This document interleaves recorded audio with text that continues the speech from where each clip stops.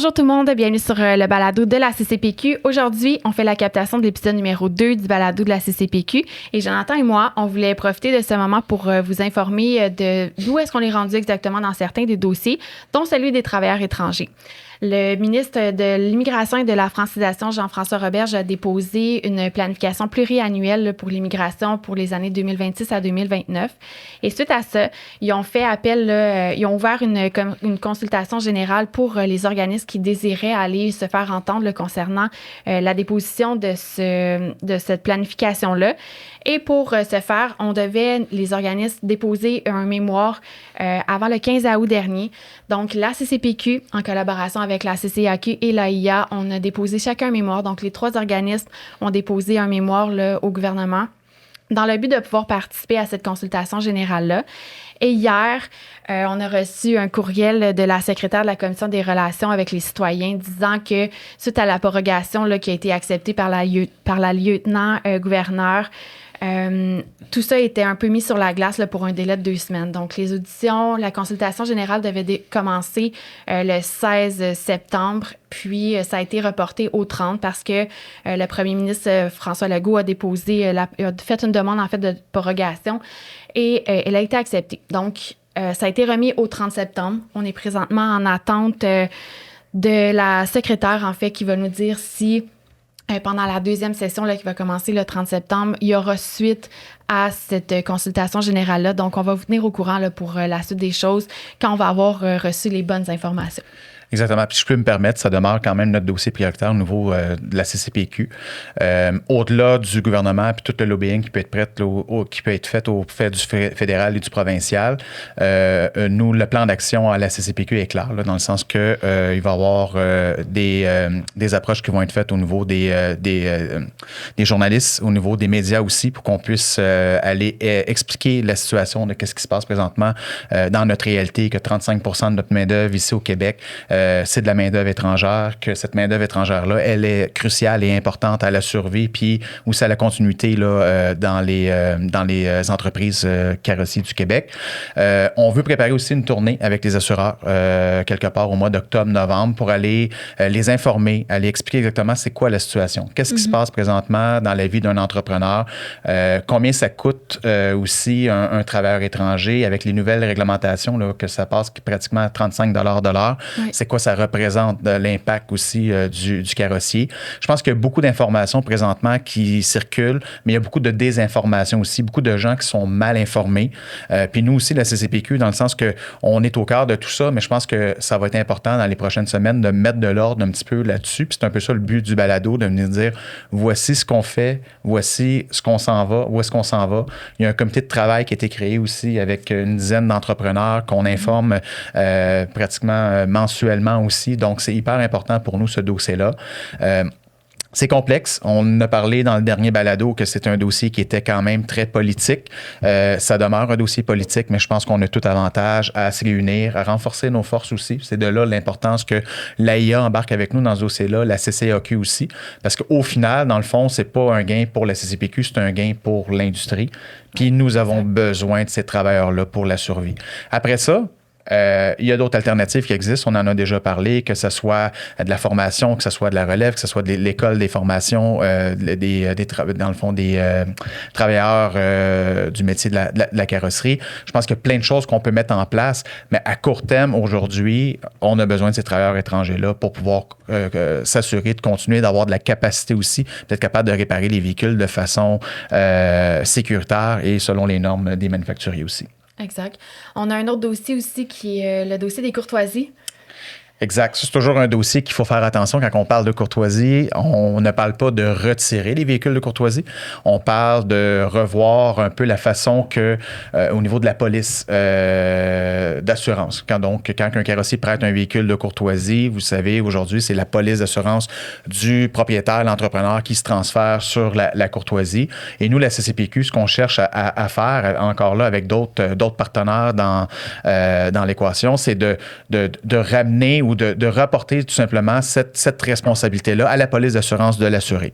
Fait que comme si on irait chez Enterprise ou chez Hertz ou une autre compagnie de location, ou même comme nous, on s'en va chez le concessionnaire pour notre véhicule, le premier document qu'on signe, c'est un transfert de responsabilité sur notre police d'assurance. Donc, actuellement, les difficultés que ça fait, mais c'est qu'il y a des pertes totales, il y a des enjeux financiers qui se rajoutent sur l'entrepreneur. Puis, c'est de plus en plus difficile d'assurer des véhicules ici au Québec parce que le nombre d'accidents, le taux de sinistralité, mais augmente aussi par entrepreneur. Fait que ça fait en sorte qu'à la fin de la journée, à la fin de l'année, mais la police d'assurance augmente. Puis, il y a même certains assureurs qui décident ou qui refusent tout simplement d'assurer les véhicules. Fait que c'est un dossier qui est parti aussi. C'est un dossier c'est pas blanc, c'est pas noir. Il y a une grosse zone grise là-dessus. C'est des vieilles lois qui existent, l'FPQ1, l'FPQ27, l'FPQ20. Fait qu'il faut aller démystifier tout ça aussi, avoir des appuis et des avis légaux aussi dans ce dossier-là. Exact. Puis après ça, on va être en mesure de pouvoir partager ça puis d'essayer de faire avancer ce beau dossier-là aussi. Il y a l'étude aussi de 360 d'Innovis. Exact. Ça aussi, c'est un autre super beau projet. Je tiens à remercier justement tous les entrepreneurs qui ont participé de près de loin à l'étude. Il y a des sondages qui vont être envoyés dans les prochains jours. Prenez le temps de répondre aux sondages, c'est important. Ce qu'on cherche à aller faire avec ça, c'est de ressortir un peu le nouveau métier de la carrosserie. C'est pour ça qu'on appelle ça le 360. C'est chapeauté par Innovis.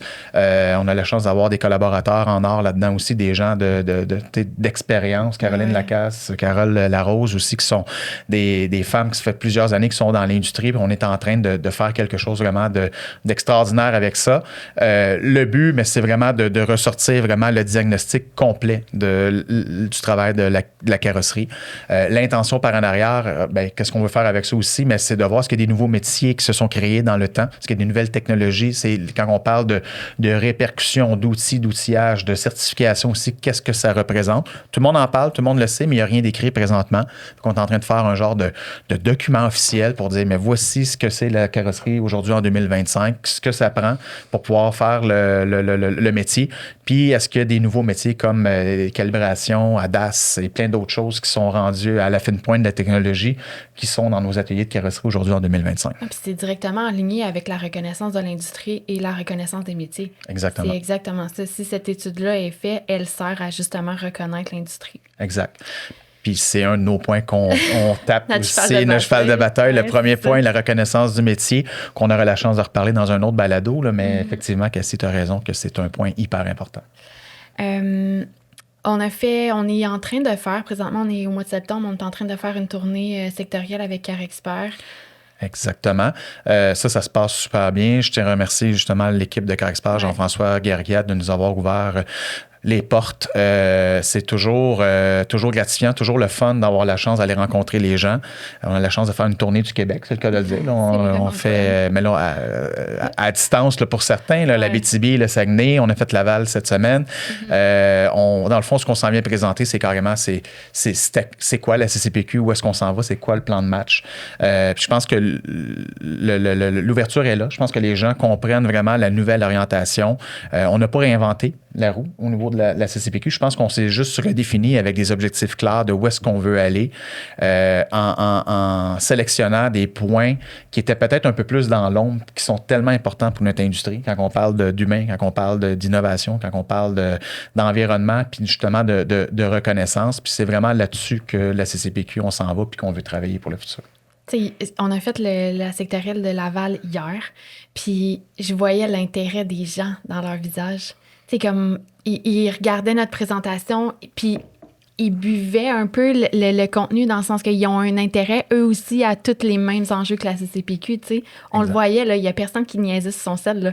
Les gens étaient comme ça, puis ils nous regardaient, puis ils étaient en accord avec ce qu'on voulait faire, tu sais. Je trouvais ça... Je trouvais que c'était pas juste nous qui avions ces ambitions-là, mais que les gens aussi ont cet intérêt-là, dans le fond, tu sais. Exact.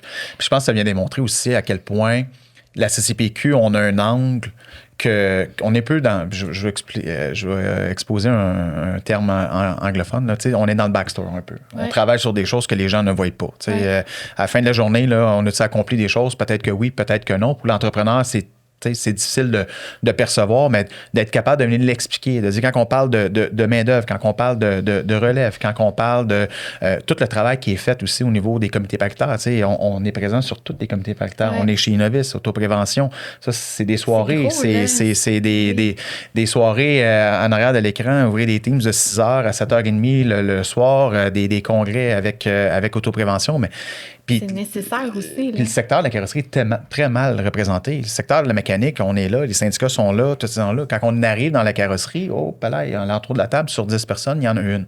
Je pense que de voir que la CCPQ est là pour défendre puis faire avancer des sujets, puis les dossiers, je pense que c'est hyper important. Avant d'aller à l'événement, parce qu'on a un événement là, dans une semaine,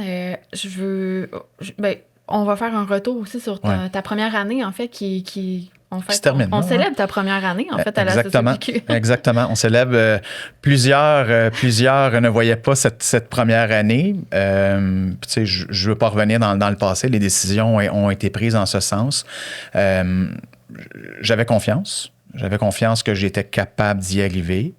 Tu t'es joint à l'équipe quelque part au mois de novembre, octobre-novembre l'année dernière. Là. Fait que, tu sais, dans le portrait l'année passée, on se parlait, mais on ne savait même pas qu'on était pour s'unir puis travailler ensemble pour la CCPQ.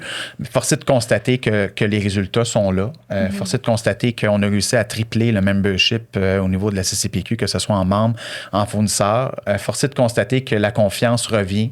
Petit à petit.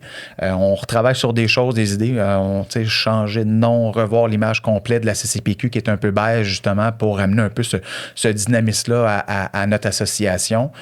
J'utilise moins le mot corporation, plus association, c'est plus fort, c'est plus porteur aussi.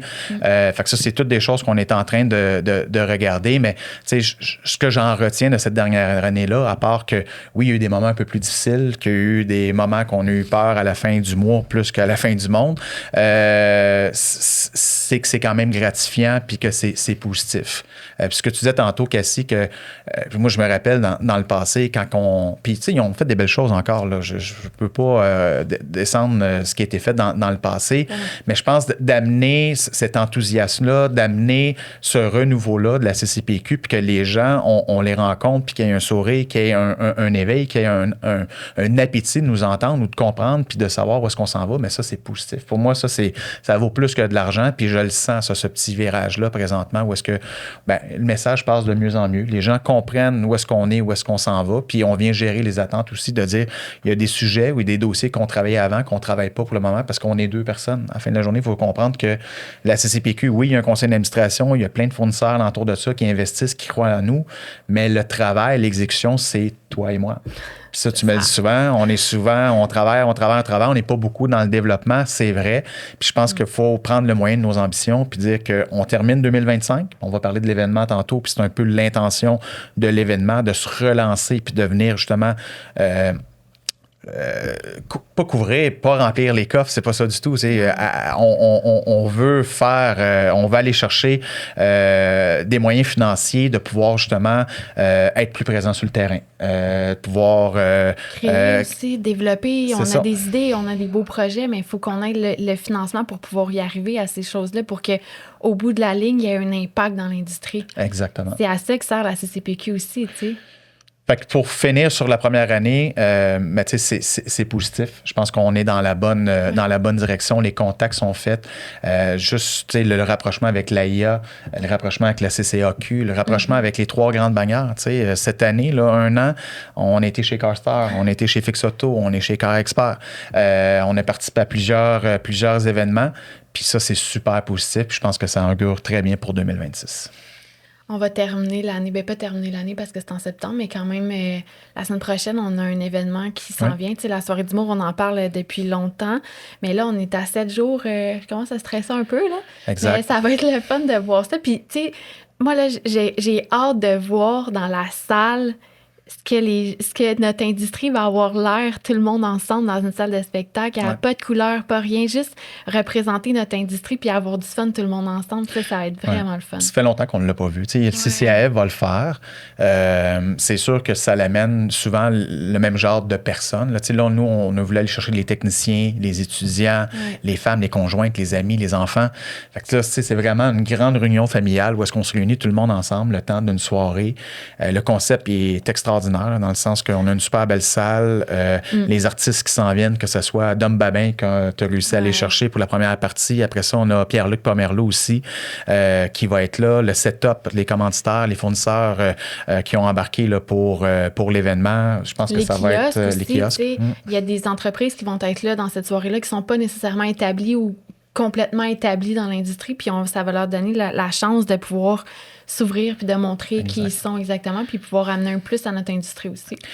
Au départ, on avait fixé la barre aux alentours de 400, 450. Au moment qu'on se parle, on est rendu à ça, 400, 450 personnes là, présentes à l'événement. C'est incroyable. Oui, exact. Moi, je pense qu'on peut se rendre à 550. On peut remplir la place facilement. Ben oui. Donc, voilà. Fait que j'ai super hâte, moi aussi, au 19 septembre, faire check. On passe à un autre, exactement, puis on continue à travailler sur les dossiers importants. Pour ceux qui n'ont pas acheté leur billet, malgré toutes les publications et toute la publicité qu'on a fait autour de l'événement, je vais mettre le lien là, sous la description du balado.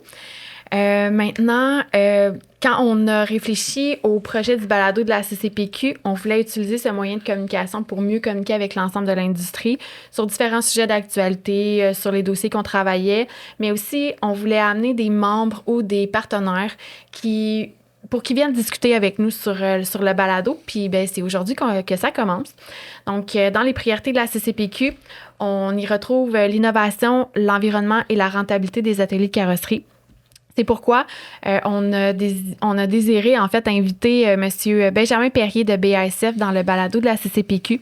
Il est directeur des affaires régionales Québec-Canada chez BASF et aujourd'hui, il vient nous parler des nouveaux produits qu'ils ont développés, qui sont faits à base de pneus recyclés, de certificats de contribution d'économie de CO2 et de rentabilité dans les ateliers de carrosserie.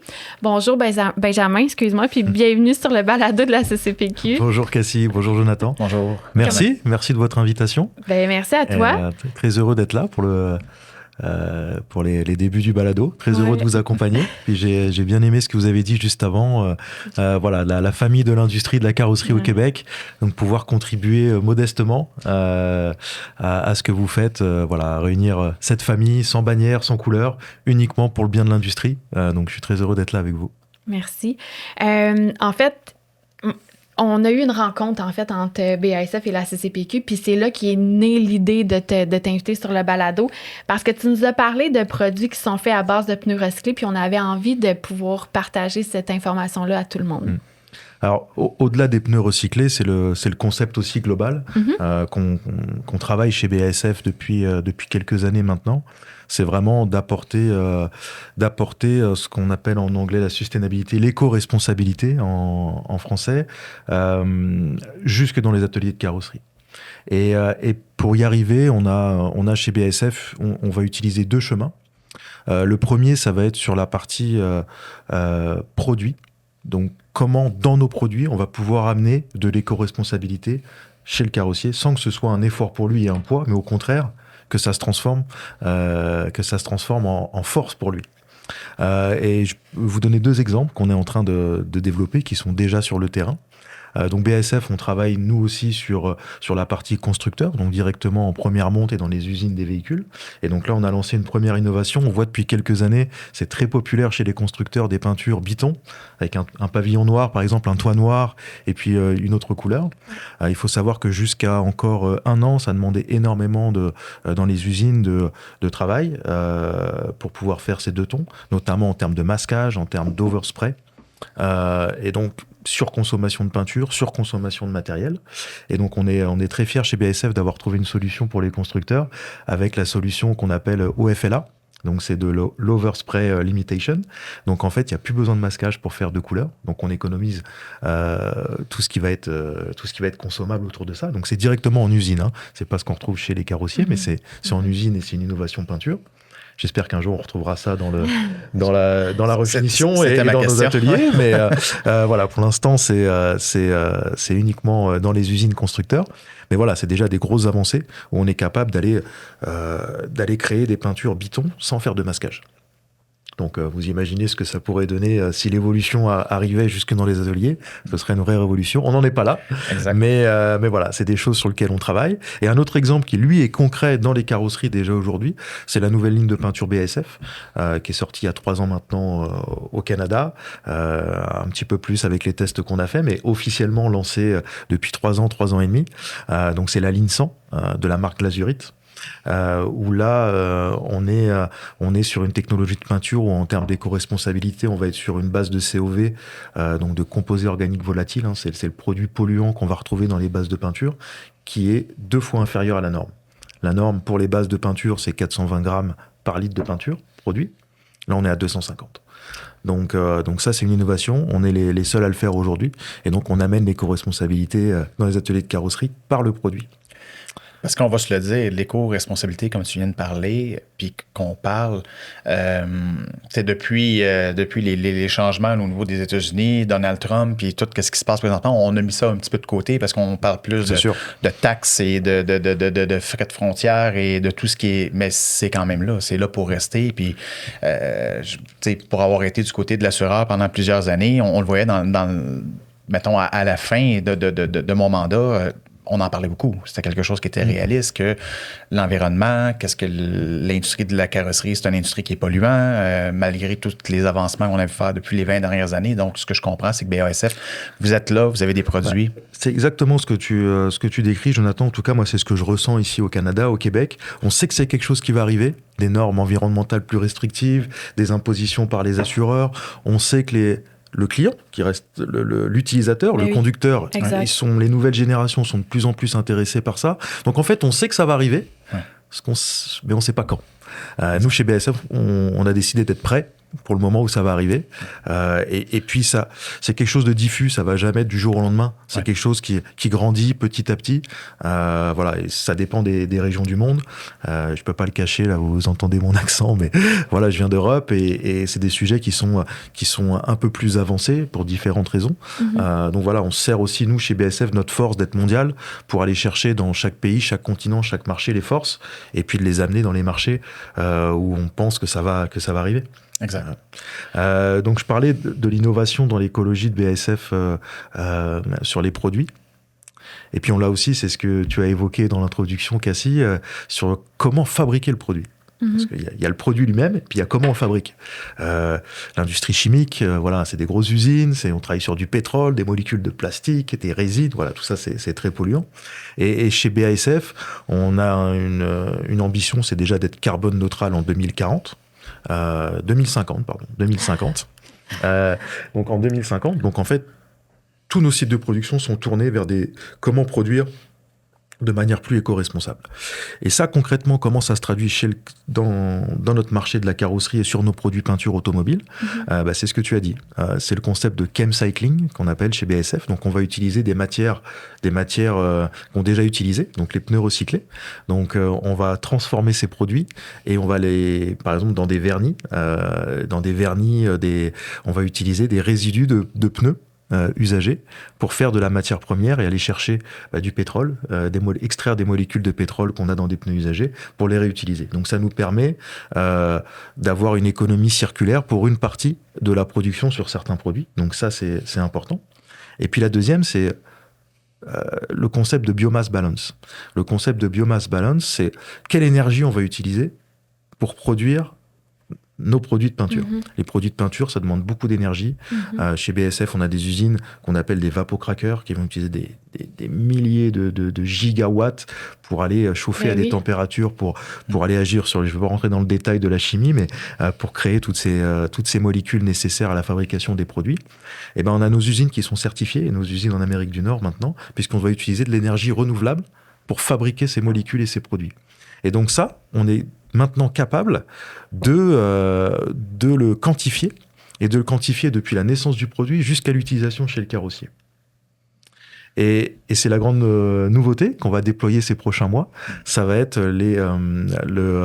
on va pouvoir délivrer à tous nos clients qui utilisent la marque Glazurite et les produits qui sont fabriqués à base de biomasse balance.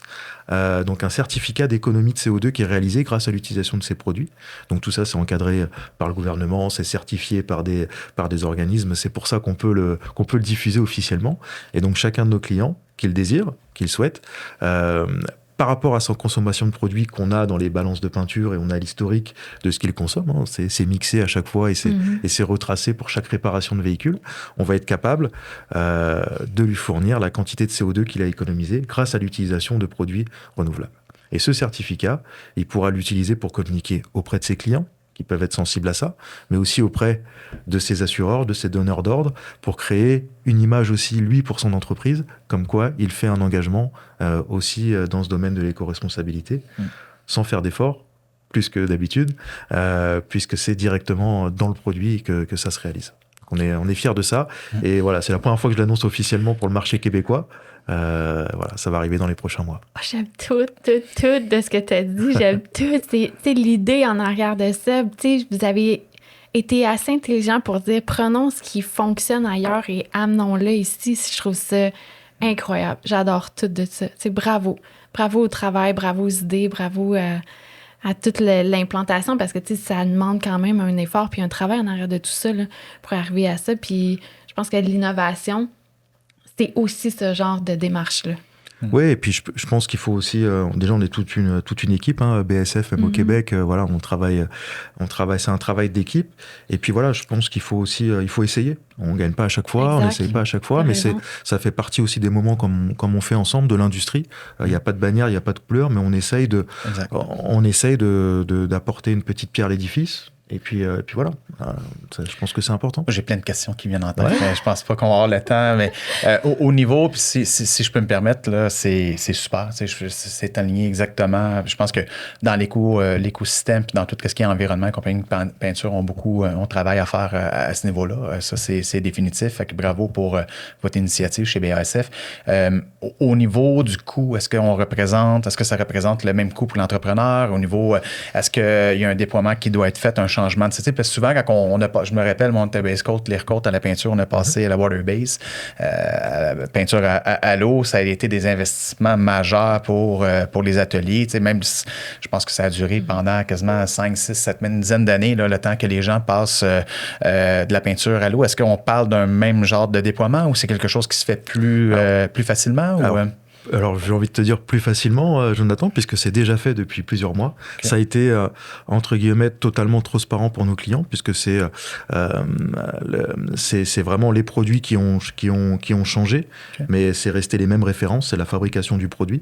Donc, ce qu'on appelle en anglais le mixing clear, le produit sur lequel on va venir diluer chaque base où on fait de la couleur. Bah maintenant, nos clients, je pense qu'ils l'ont remarqué, mais il y a un petit tampon dessus, EcoBalance Certified.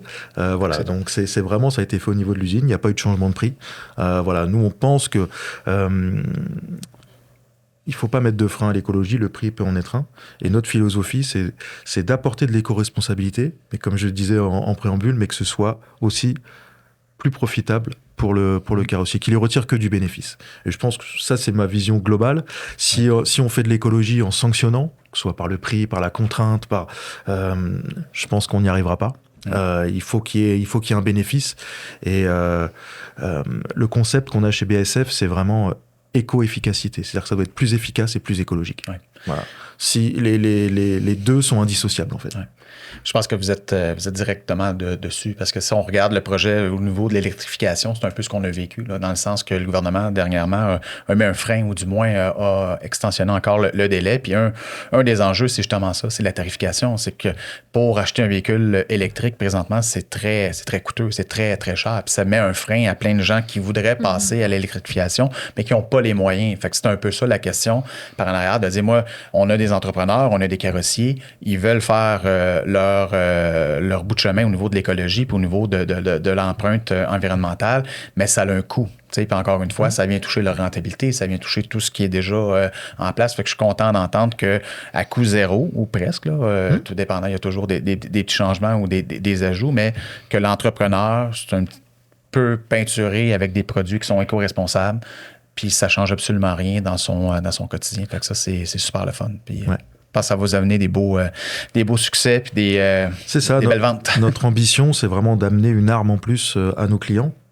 Et cette arme en plus, c'est de donner une image de leur entreprise éco-responsable. Ouais. Mais dans l'ère, surtout, où le client veut avoir ce genre d'informations-là. Tu sais, les clients là, sont capables d'aller s'acheter leurs propres pièces maintenant.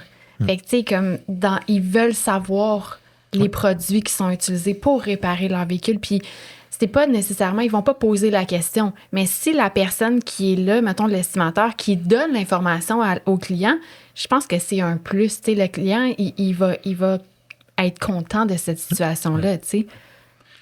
Exact.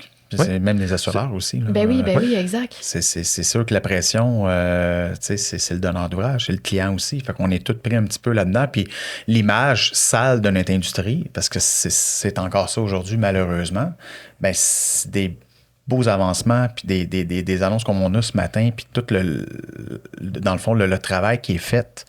Mais ça l'amène justement un petit peu plus de clarté puis de comment je faisais ça, d'évolution, d'environnement propre. D'évolution, c'est sûr que dans les enjeux du quotidien, j'aime bien l'expression que tu as utilisée tout à l'heure, on a plus peur de la fin du mois que de la fin du monde.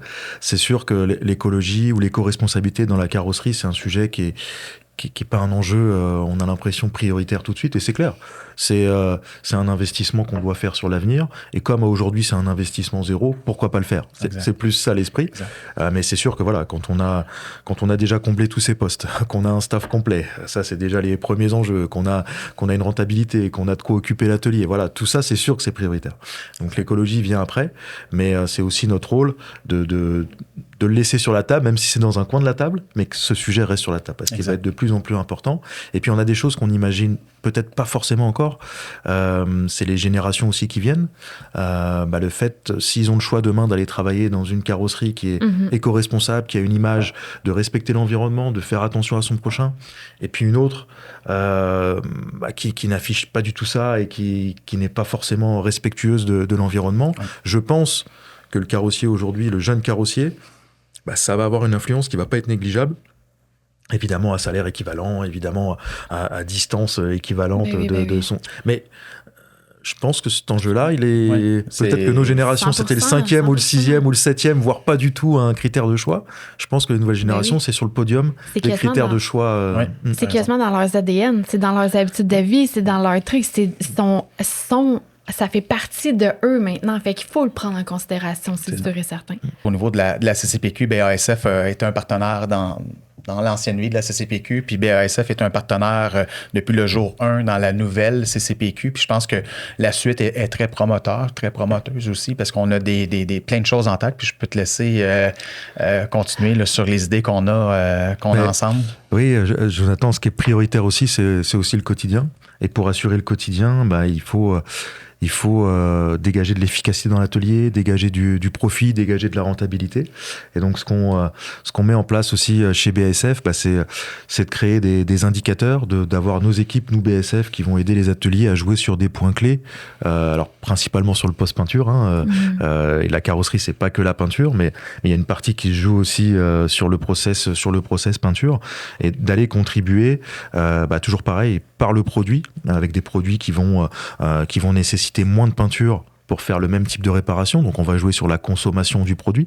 Donc ça c'est prouvé avec nos dernières lignes de peinture qu'on a besoin de moins de produits pour faire autant de réparations. Ou alors on peut utiliser la même quantité de produits pour faire plus de réparations. Voilà, donc ça dépend aussi de l'actualité et de besoins de chaque carrossier. Et puis on va jouer sur les temps de séchage, on va jouer sur les consommations énergétiques. Et tout ça à la fin, c'est quand on fait le cumul de tout ça, c'est aussi en bas à droite que ça va se jouer. Et ça c'est du quotidien, et ça c'est ce qu'on fait, c'est la priorité du moment. C'est vraiment, surtout quand on a des volumes de réparation qui sont assez fluctuants, comme on peut avoir notamment cette année, c'est les moments aussi où on peut aller chercher de l'optimisation, former ses équipes à mieux utiliser les produits, prendre le temps pour ça. Voilà, donc nos équipes de spécialistes BASF, on en a 4 sur le Québec, là, sur la région. Qui sont tous les jours à aider les ateliers à optimiser leur process peinture. Effectivement, on a plein de beaux sujets en commun qu'on peut partager, surtout quand on touche la rentabilité. Puis j'entendais ce que tu me disais tantôt, je trouve ça hyper intéressant, c'est de voir parce que les entrepreneurs, quand on leur parle, mais on entend que ça leur coûte de plus en plus cher, puis la peinture, les augmentations, et ainsi de suite. Fait que je suis content d'entendre qu'il y a un avancement ou il y a un travail qui est fait en ce sens. Merci beaucoup, Benjamin, pour ce détail, ces informations-là. Il y a quelque chose aussi qu'on partage en commun, c'est le spectacle, c'est le show du 19 septembre qui s'en vient. Oui, on parle encore du spectacle, du show du 19 septembre, mais je disais tantôt, vous étiez là dans le passé, vous êtes là depuis le jour 1 de la nouvelle CCPQ, puis vous êtes là aussi à l'événement du 19 septembre. Donc, j'ai envie de t'entendre un petit peu sur le point, sur votre participation et votre implication dans cet événement-là. Non, comme je le disais tout à l'heure, très heureux de participer. On prend ça comme une réunion de famille. Donc ça, c'est important. Et puis, c'est aussi dans ces moments-là où on peut, nous, ça nous donne aussi des idées. Ça permet d'échanger, ça permet de rencontrer différents aussi confrères, clients, partenaires, acteurs de l'industrie, et voilà, d'échanger sur tous ces points qui nous paraissent importants et sur lesquels on doit investir maintenant pour avoir les fruits plus tard. Donc nous, on le prend vraiment comme ça, et puis surtout pour un moment fun, tous ensemble, l'industrie. Donc merci beaucoup, c'est super apprécié. Merci à BASF, merci à toi, Benjamin, de ta confiance, de ta participation. Puis je suis certain qu'on va avoir la chance de soulever le succès et la suite, la continuité de la CCPQ et de BASF encore plusieurs années. Mais oui, merci à tous, merci à vous. Merci. Pour ceux qui n'ont pas encore acheté leur billet, je répète, le lien est sous la vidéo. Salut! Merci, salut, bye. Bye bye.